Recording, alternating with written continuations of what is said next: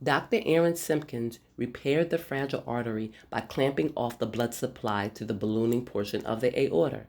She then removed the damaged section of the blood vessel and replaced it with a Dacron tube.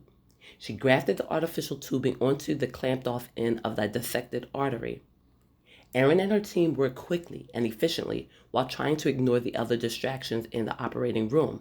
Step away from the table, Aaron Simpkins, or I will have you bodily removed.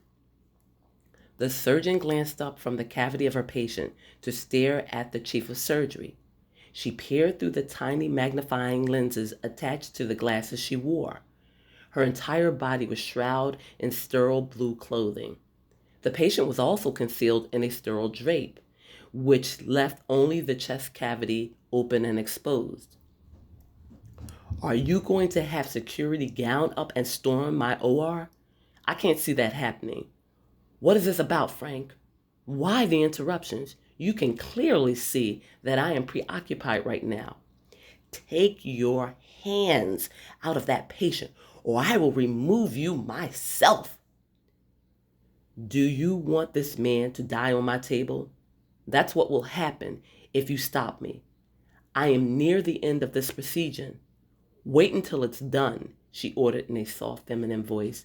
Then we can deal with your issues, and they better be real ones, threatened Erin defiantly as she glanced around at her surgical staff.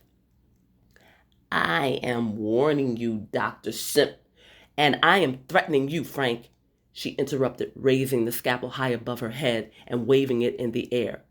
Do not come in my OR and menace me. I won't stand for it. Now will you stand quietly and wait? This won't take long, but I am not abandoning my patient, nor will I allow you to intimidate anyone in this operating room. The chief of surgery said nothing, but slowly crossed the operating room and stood next to his top cardiothoracic surgeon, while she completed the final stage of the thoracic aortic aneurysm repair. Erin glanced briefly at her boss. Was he going to oversee her work? It appeared so. She hadn't been shadowed in surgery like this since her residency days. She didn't know what was going on, but she knew it had to be serious. In all the years that she had worked at Penn's Landing Memorial Hospital, Erin had never been treated this disrespectful by her superiors, nor in her own OR had she been spoken to like this, and definitely not in front of her students and peers.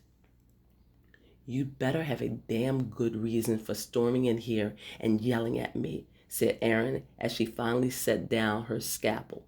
Dr. Adams, Dr. Bowman, please finish up here. The closing is all yours. The relief was evident on the young surgeon's face as she assessed her patient's vital signs quickly. Erin stayed in the OR until her patient was taken off of bypass. Then she turned to the chief of surgery. Now I am all yours. Let's get this over with.